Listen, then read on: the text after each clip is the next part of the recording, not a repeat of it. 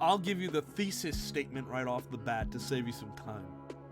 This is one of those situations where, when you really break it down, there's no good side here. There's no lesser of two evils. There's no one to root for. There's no one who's fully in the right for one reason or another. Now, if you're a moderate, I would imagine most people are probably going to side with the left on this one.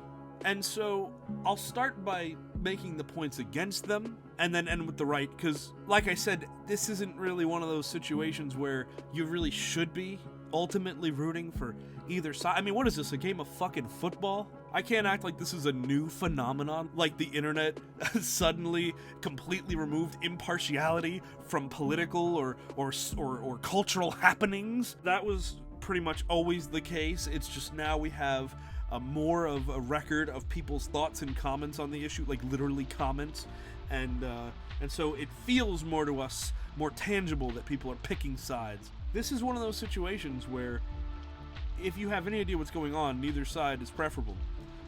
I'm just gonna get this out of the way. YouTube is gonna love me for talking about this, but let's talk about the immigration issue. Immigration, there's two main components to it. There's the racial or ethnic component, and there is the legal component. And the Venn diagram of these two pillars of the issue of immigration have quite a bit of overlap in the middle. Nation specifically refers to proximity, history, language, culture, and all these things. They're not necessarily inherently tied to race, right? But they tend to be, historically. Only recently, so to speak, are we seeing instances where there's enough cross-cultural contamination or diffusion, or whichever way of saying it you find most palatable, in an increasingly interconnected and, dare I say, globalized world. Are we seeing an escalation in the impacts of globalism on culture and on demographics, to where the race component of nation is starting to give diminishing returns? At the intersection of the issue of legality of immigration and the ethnic, cultural, national element of it, that's to say nothing about the state, by the way, you have this issue of demographics.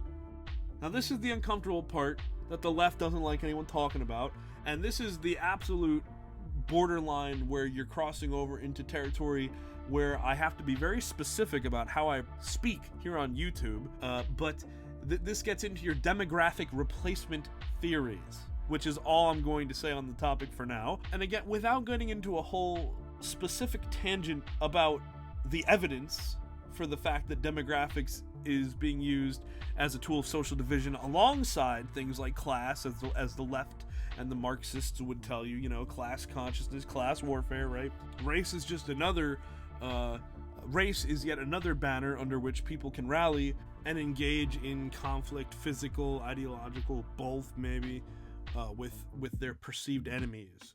All while ignoring the guiding hands, ringing and rubbing, and guiding us all along the chessboard, so to speak. And so, if this sounds kind of like one of those, well, we need to unite against the larger forces controlling all of us, yes, that's true.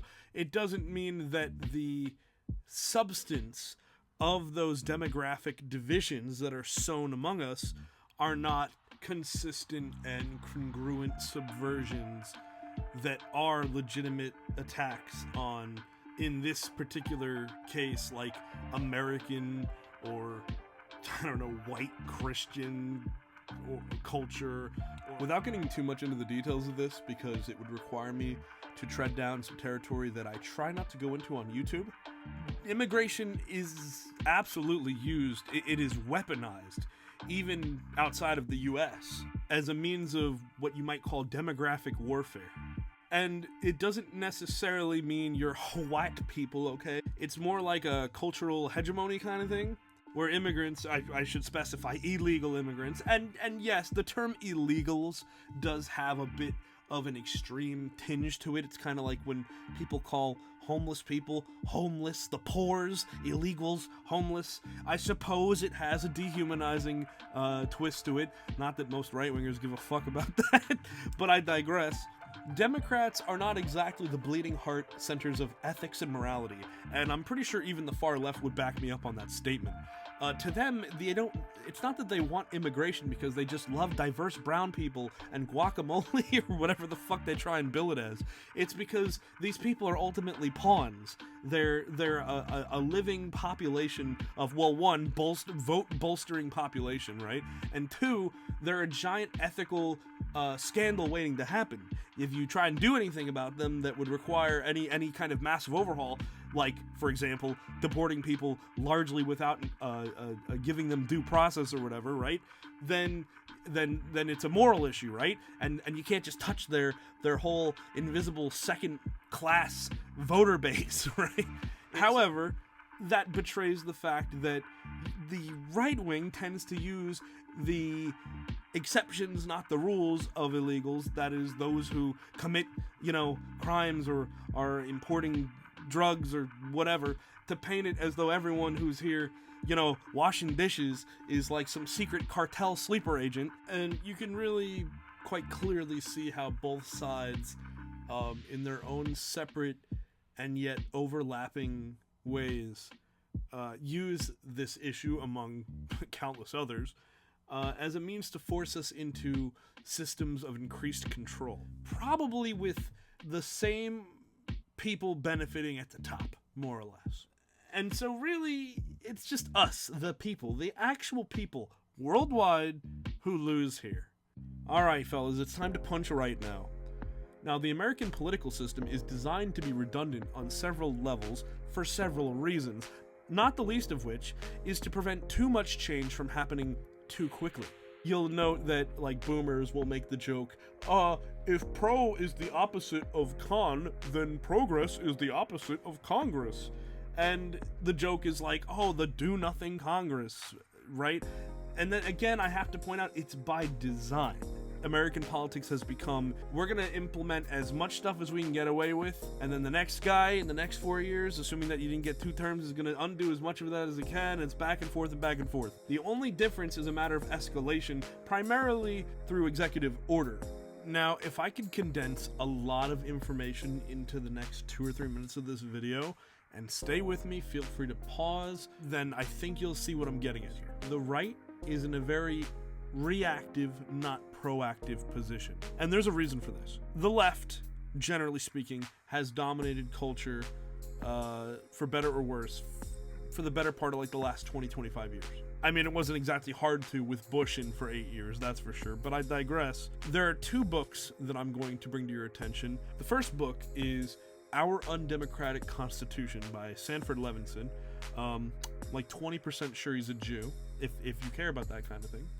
And then there's It's Time to Fight Dirty. While these books aren't one-to-one the same, they both make the argument that the left should wrest more power politically and hold on to it and create a controlling majority, and that they would be morally justified to do so because, they're the good guys and these evil conservatives are the bad guys or whatever. Both of these books, the former published, I believe, in like 2005 or 2006, the latter in 2017, 2018. I don't have the dates in front of me. I'm doing this off the cuff, baby. No script needed. Both books are about how Democrats can legally, through political loopholes or just the process itself, create power and hold on. Both of these books, as well as like the Obama administration in response to the Bush administration, kind of play on this escalation I talked about, where the other guys are the bad guys, so it's okay if we pack the courts, and if we take over Congress, and if we muscle our competition, and we wheel and deal with them to give them some concessions in our spending bills so that we get what we want, and we give them maybe a taste of what they want. These 2 books are just examples of like the left advocating for it. There's plenty of other articles. Hell, just watch like fucking Jon Stewart and like old Bill Maher or whatever, right? And then on the right, there's, you know, Agenda 2025, where they outright state like, no, we need to take control. I mean, at this point, and look, I'm not a fan of the state to begin with, or any government or whatever. But if you're someone who cares about the illusion of having a functioning, competent government, any illusion that you would have or would have had that we are not in a state of escalating turmoil and internal conflict, it should be long evaporated at this point. The two parties are in a sort of cold war with each other.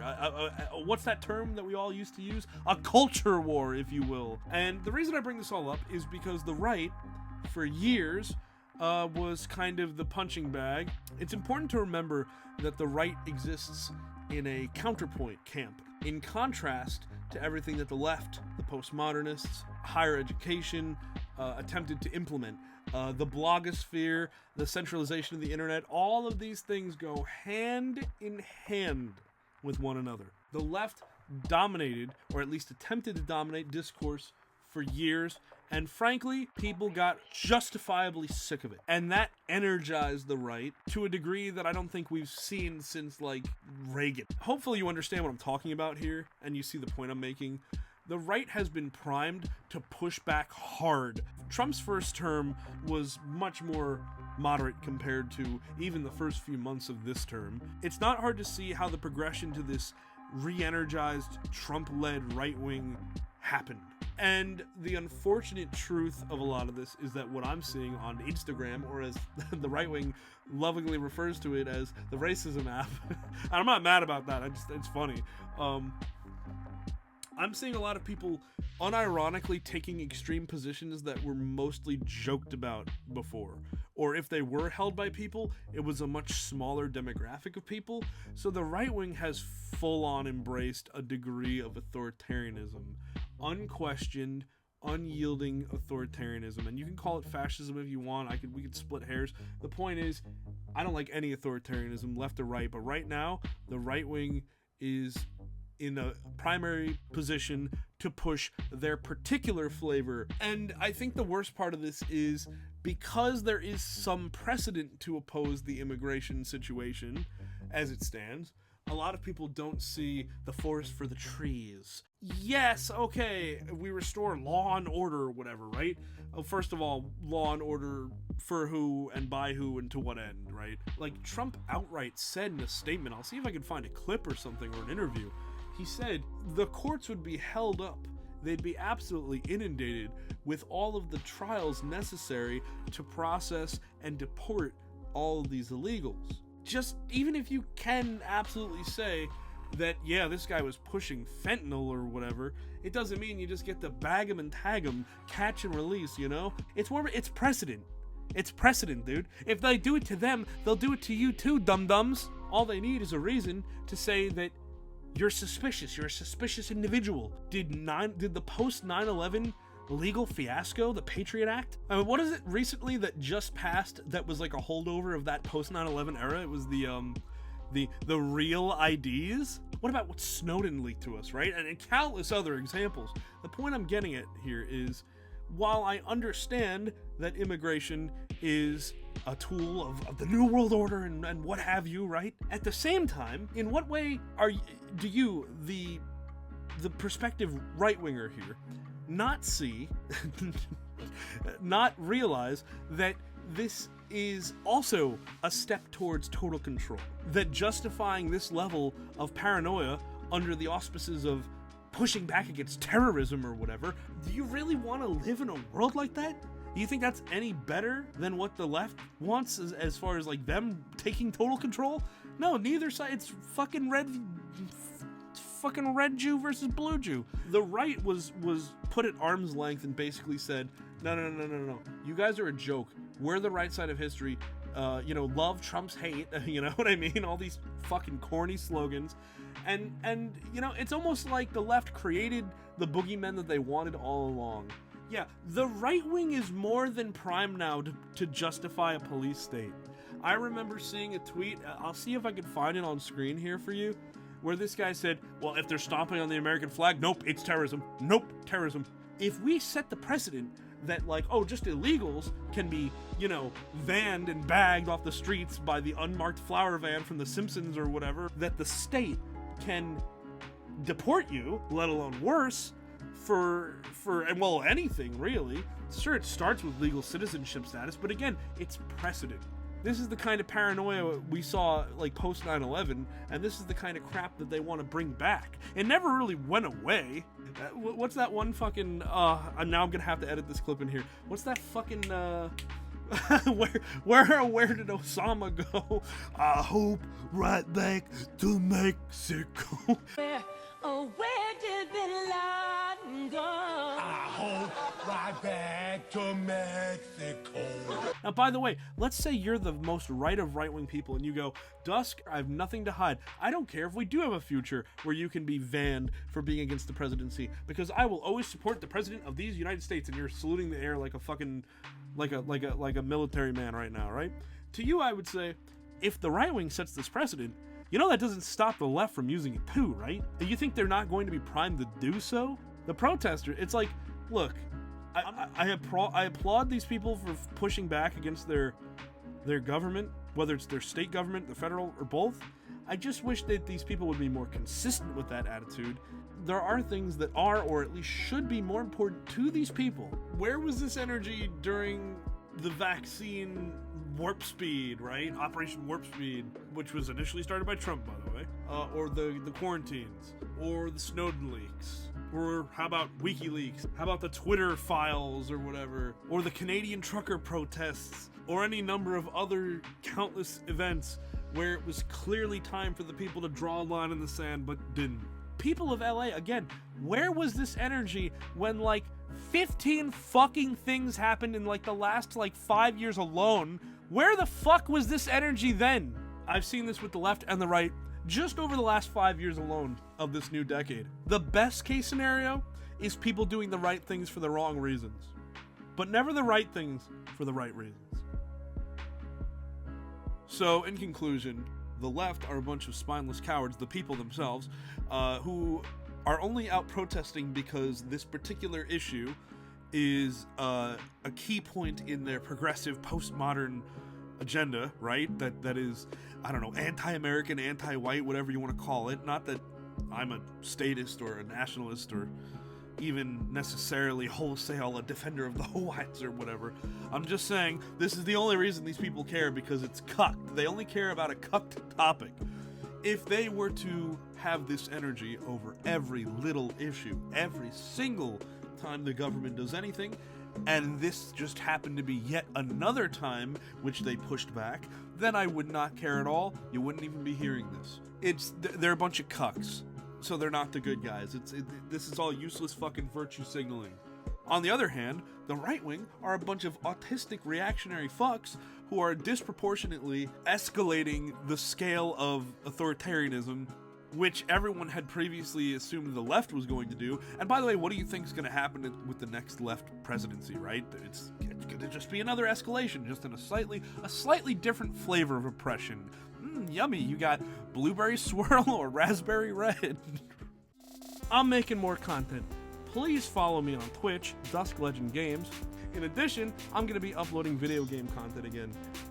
This is kind of a weird thing to slap on the end of a political video. It's just that I'm excited about relaunching. We're really trying to dive into a new era of content, especially in times like these.